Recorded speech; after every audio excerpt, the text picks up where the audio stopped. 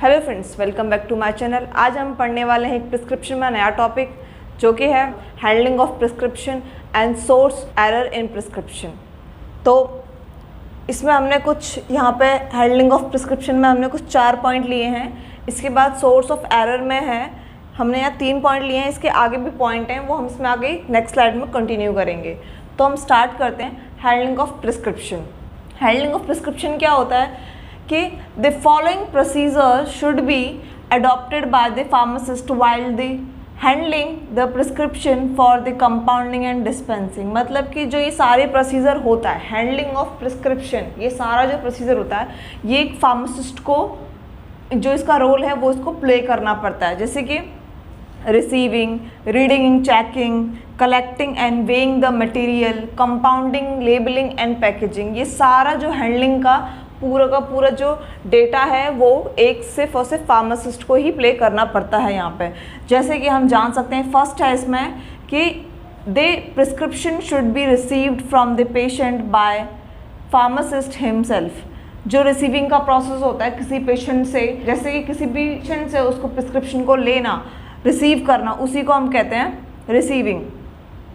While receiving a prescription, a pharmacist should not change his facial expression, which gives an impression to the patient that he or she is surprised or confused after seeing the prescription. इसमें मतलब ये कह रहा है कि prescription लेने के बाद पेशेंट से किसी भी फार्मासिस्ट को अपने फेशियल एक्सप्रेशंस को चेंज नहीं करना चाहिए। जैसे कि नॉर्मल तरीके से बिहेव करना चाहिए। कहीं पे भी मतलब ऐसा ना लगे उसको देखकर पेशेंट को कि ऐसी मुझे कौन सी बीमारी है जिसका मुझे मेडिसिन दी गई है और ये ऐसे क्यों बना रहा है एक्सप्रेशंस, या फिर इसे कुछ आता नहीं है, या फिर ये कन्फ्यूज़ है मेरी मेडिसिन को लेके। तो उसे ऐसा कुछ भी नहीं फील होना चाहिए पेशेंट को जिससे कि उसे अजीब लगे। इसीलिए फार्मासिस्ट की ड्यूटी बनती है कि वो अपने फेशियल एक्सप्रेशंस को नॉर्मल रखे। ठीक है, तो ये वही है रिसीविंग। अब है रीडिंग एंड चेकिंग। ये क्या कहती है? On receiving a prescription always check in it that it is written in proper format. अब लेने के बाद, रिसीविंग के बाद फार्मासिस्ट की ड्यूटी बनती है कि वो उसे रीड करे पूरा प्रॉपरली और चेक करे प्रिस्क्रिप्शन को कि ये सही वे में लिखा है, कि इसका फॉर्मेट जो है वो सही है। ठीक है, तो a prescription should always be screened behind the counter. और जो प्रिस्क्रिप्शन उसने लिया है वो देखने के बाद अगर प्रॉपर है तो वो उसको काउंटर के पीछे रखे। ठीक है, in case of any doubt regarding the prescription, अगर कोई डाउट होता है प्रिस्क्रिप्शन के रिगार्डिंग, अगर उसे कोई भी डाउट फील हो रहा है कि इसमें कुछ डाउट है रिगार्डिंग द प्रिस्क्रिप्शन, इंग्रेडिएंट्स और डायरेक्शंस, कि जैसे उसमें कोई कमी है, उसमें कोई डायरेक्शंस वगैरह जो दी गई हैं जो उसमें प्रिस्क्रिप्शन में, अगर उसमें कुछ गलतियां हैं, they pharmacist should consult the other pharmacist और प्रिस्क्राइबर। तो इसमें रीडिंग एंड चेकिंग में ये है कि जो मतलब प्रिस्क्रिप्शन फार्मासिस्ट ने लिया है वो उससे लेके, पेशेंट से लेके उसको कहाँ रखे, उसको कहाँ पे रखे, वो should always be screen behind the counter, counter के पीछे रखे। और अगर उसे कोई भी अगर प्रिस्क्रिप्शन में दिखाई दे रहा है कि यहाँ पे कोई डाउट है, कोई कन्फ्यूजन है उसके जो मतलब इंग्रेडिएंट लिखे हुए हैं उसके अंदर, फार्मासिस्ट को कुछ दिख रहा है कि इसमें कुछ दिक्कत है, तो ये तो वो दूसरे फार्मासिस्ट से पूछे जो उसके साथ में वर्क कर रहा है कि ये क्या है क्या नहीं है, अगर कुछ प्रॉब्लम आ रही है उसे, या फिर को कुछ समझ नहीं पा रहा है, और या फिर वो प्रिस्क्राइबर से पूछे, मतलब कि डॉक्टर से पूछे। ठीक है, तो यही है उसमें कंसल्ट द अदर फार्मासिस्ट और प्रिस्क्राइबर। रीडिंग हमारा गया रिसीविंग, रीडिंग, चेकिंग, मतलब उसने रिसीव किया, चेक किया, रीड किया, अगर यहाँ तक सब चीज़ ठीक है फिर क्या करे वो collecting and weighing the material. जो भी उस प्रिस्क्रिप्शन में लिखा हुआ चीज़ है उनको क्या करे, वो कलेक्ट करे, वेइंग करे मतलब नापे, और उसको डिस्पेंस करे। ये है before compounding the prescription all the material required for it should be collected on the left hand side of the balance. मतलब क्या करे, सारी चीज़ करने के बाद जो फार्मासिस्ट है वो क्या करे, सारा सामान लेके, मतलब जो भी मेडिसिन्स वगैरह हैं उनको लेके वो अपनी लेफ़्ट हैंड साइड पर रखे, मतलब जहाँ पे उनका लेफ़्ट हैंड जहाँ खड़े हैं वो उसके लेफ़्ट हैंड साइड पर रखे, और फिर वहाँ से उनको वे करके मतलब कि नाप के जितनी चीज़ देनी है पेशेंट को, जिसके हिसाब से, बच्चा है बच्चे के हिसाब से, बड़ा है औरत है, जो भी है जिसके हिसाब से देनी है उसको वो वे करके लेफ़्ट हैंड साइड में मतलब लेफ्ट हैंड साइड में रखे और राइट हैंड साइड में उसको शिफ्ट करता जाए, ताकि उसे ये बाद में ये प्रॉब्लम ना हो कि मतलब कौन सी चीज़ मैंने वे कर ली है और कौन सी चीज़ नहीं वे की है, जिससे कि उसको जो उसका जो प्रॉपर उसका होना चाहिए तरीका, उसे वो फॉलो करना चाहिए। ठीक है, तो उसमें यही है hand side of the balance, उसको लेफ्ट हैंड साइड में रखनी चाहिए सारी चीज़ें वे करके। After the weighing the material it should be shifted to the right hand side of the balance, this gives a check of ingredient which have been weight. फिर क्या करना चाहिए, उसको सारी चीज़ कलेक्ट करके वे करके उसको राइट हैंड साइड में शिफ्ट कर देनी चाहिए, ताकि उसे मतलब दिक्कत ना हो। While compounding the level of every stock bottle should be read at least 3 times to avoid any error.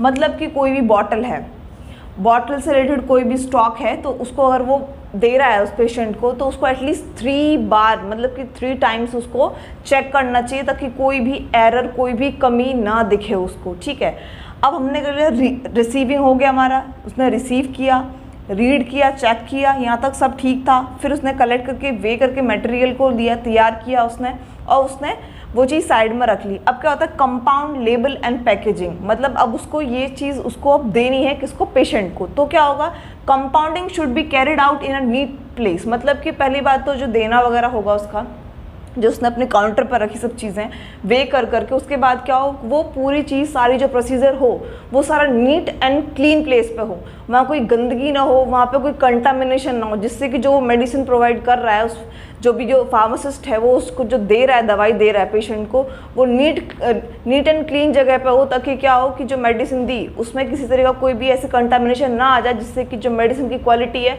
वो ख़राब हो जाए या फिर पेशेंट के उन मेडिसिन पे अफेक्ट करे। ठीक है, तो should be neat place, all the equipments etcetera, सारे और जिसमें भी वो की गई है वो सारे कैसे हैं, इक्विपमेंट्स मतलब जो सारे मटेरियल हैं वो सारे साफ़ हों।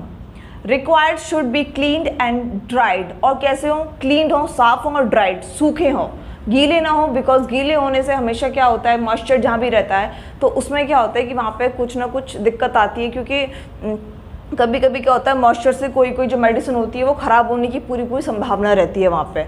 ठीक है, only 1 prescription should be compounded at 1 time. और हाँ, सबसे बड़ी बात ध्यान यहाँ ये रखे जो फार्मासिस्ट है कि वो एक टाइम पे एक ही प्रिस्क्रिप्शन को ले किसी भी पेशेंट से, ऐसा नहीं कि 3-4 उसने जो भी आए पेशेंट उन्होंने सबके ले लिए, नहीं, ऐसा नहीं, उसको उसमें क्या कन्फ्यूजन हो जाएगा, क्या पता कि वो किसी और की मेडिसिन किसी और को प्रिस्क्राइब कर दे, तो उससे दिक्कत आ सकती है। तो वो एक टाइम पे एक ही प्रिस्क्रिप्शन फॉलो करें। ठीक है, ये उसकी ड्यूटी बनती है फार्मासिस्ट की। The compounded medicament should be filled in suitable container depending on it's quantity and use. जो भी मेडिकामेंट देना है किसी भी पेशेंट को वो एक अच्छे से सूटेबल कंटेनर में दी जाए, और किसके हिसाब से, क्वांटिटी के हिसाब से कि कितना उसकी क्वांटिटी है, कितनी है वो, और किस किस से उसको यूज़ करना है, उसके हिसाब से ही वो मेडिकामेंट फिल किया जाए। ठीक है, सूटेबल कंटेनर्स में।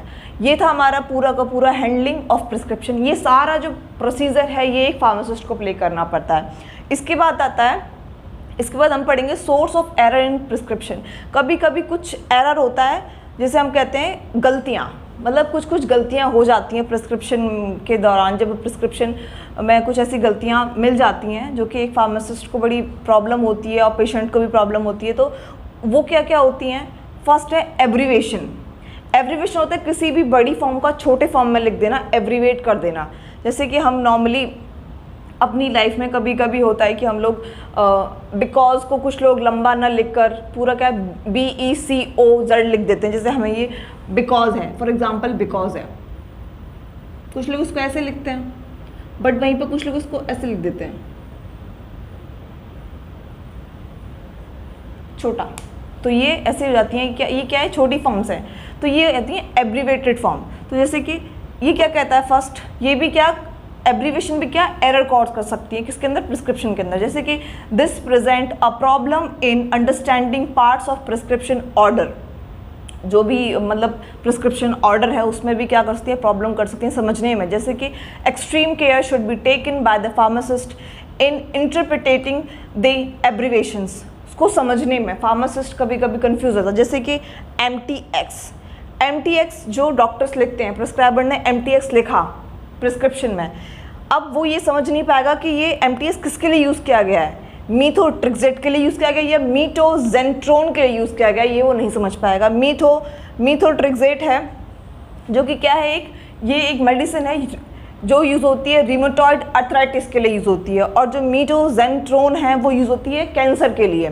ठीक है, तो ये समझ नहीं पाएगा वो जो फार्मासिस्ट है कि ये दवाई दी किसके लिए है, मतलब MTX, तो वहाँ ज़रूरी होता है कि मेंशन करना कि किसके लिए कौन सी दवाई दी गई है। तो एब्रीवेशन भी कभी कभी हमारे को सोर्स मतलब हो जाती हैं एरर प्रिस्क्रिप्शन के अंदर।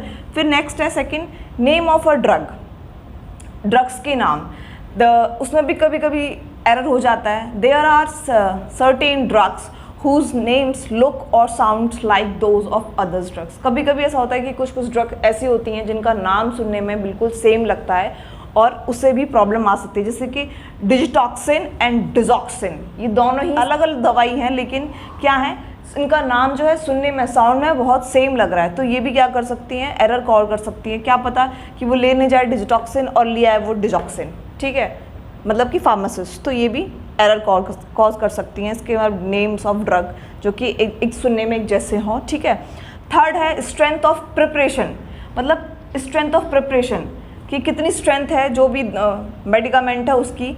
The strength of the preparation should be mentioned by the prescriber. जितनी स्ट्रेंथ है, मतलब स्ट्रेंथ मतलब कि कह लो कि कितनी किसको दवाई देनी है, कितनी अमाउंट में देनी है, उसका अमाउंट दवाई का, मेडिसिन को कितना अमाउंट देना है, ये मेंशन होना चाहिए प्रिस्क्राइबर के थ्रू, डॉक्टर के थ्रू कि कितना किसको पेशेंट को देना है। It is essential when various strengths of the product are available in market. ये बहुत ज़रूरी है किस कंडीशन में, जब मार्केट में किसी भी मेडिसिन की स्ट्रेंथ हो, जैसे कि अगर मान लीजिए कि PCM है पैरासीटामोल, उसकी 300 mg भी आती है मार्केट में, 500 mg भी आती है, तो उस केस में अब अगर वहाँ मेंशन नहीं की जाएगी अगर उसमें प्रिस्क्रिप्शन में कि कितनी है, 300 mg देनी है या 500 mg देनी है, तो वहाँ पे उस वक्त क्या होगा, फार्मासिस्ट कंफ्यूज हो जाएगा और वो सोचेगा कि कितनी देनी है उस पेशेंट को।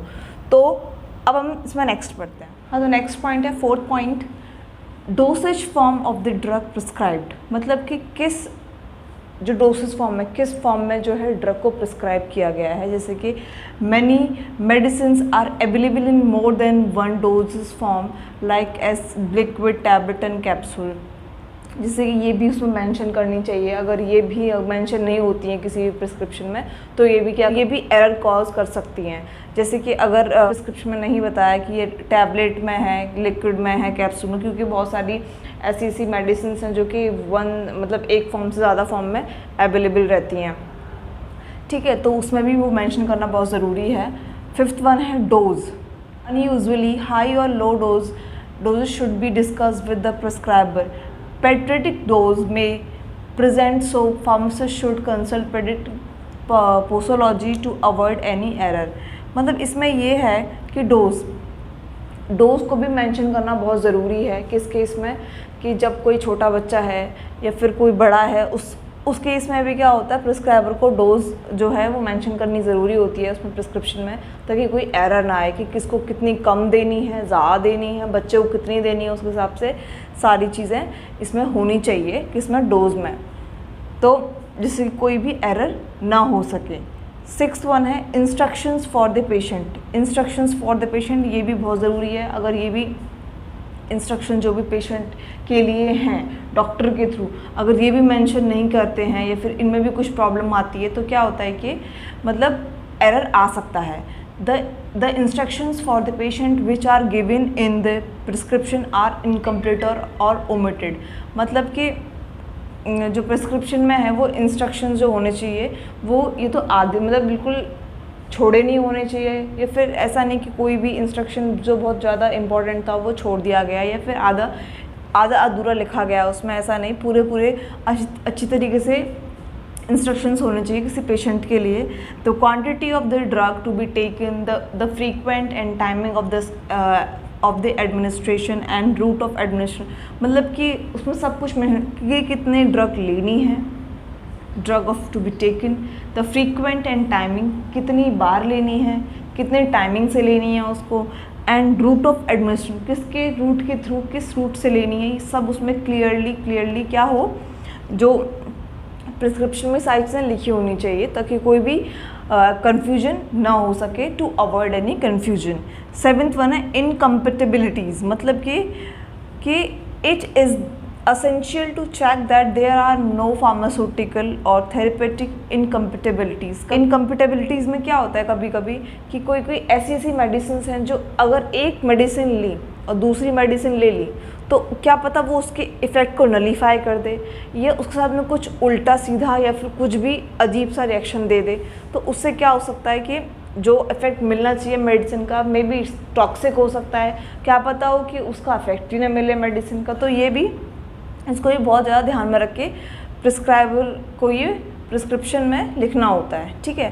Therapeutic incompatibilities in the prescribed preparation and that different medicine prescribed for the same patient do not interact with each other. जो भी मेडिसिन दी है, ऐसा नहीं है कि कोई मेडिसिन दे दी है उसमें 2 मेडिसिन हैं या 3 मेडिसिन, जितनी मेडिसिन है ऐसा नहीं, उसमें से सब पूरा प्रॉपर उनको देखना होता है प्रिस्क्राइबर को कि ऐसी यहाँ पे कोई मेडिसिन तो मैंने मेंशन नहीं करी है जो कि एक के साथ में दूसरी अगर जाएगी तो वो कोई ऐसी दिक्कत कॉज कर सके या अपना इफ़ेक्ट को ख़त्म कर सके जो कि दूसरे की वजह से। तो ये इसको बहुत ध्यान में रखना होता है। To produce any harm to the patient, क्या पता कोई हार्म हो जाए पेशेंट को, इससे टॉक्सिसिटी भी कॉज कर सकती है चीज़। तो ये सब चीज़ें ध्यान में रखी जानी चाहिए during the time of prescription. और यही इन्हीं में अगर कुछ दिक्कत आती है जो हमने अभी पढ़ी, ये तो क्या होता है वहाँ एरर कॉज हो सकता है प्रिस्क्रिप्शन के अंदर। तो फ्रेंड्स आज हमने पढ़ा handling of prescription and error in prescription. तो इससे पहले हमने पढ़ा था इसका introduction and parts of prescription. तो आज हमारा फर्स्ट यूनिट का जो टॉपिक है फर्स्ट सेमेस्टर का फार्मास्यूटिक्स का वो कंप्लीट हो चुका है। फर्स्ट यूनिट हमारी पूरी फिनिश हो चुकी है। तो फ्रेंड्स आप इसको अपने सेमेस्टर एग्ज़ाम्स के लिए प्रिपेयर कर सकते हैं अच्छे से। फर्स्ट यूनिट को पूरी कंप्लीट हो चुकी है ये, ठीक है। तो फ्रेंड्स अगर आपको ये वीडियो पसंद आया हो तो प्लीज़ इसे लाइक करो, शेयर करो, कमेंट करो और सब्सक्राइब करो, which is NC Pharma Studies। Thank you.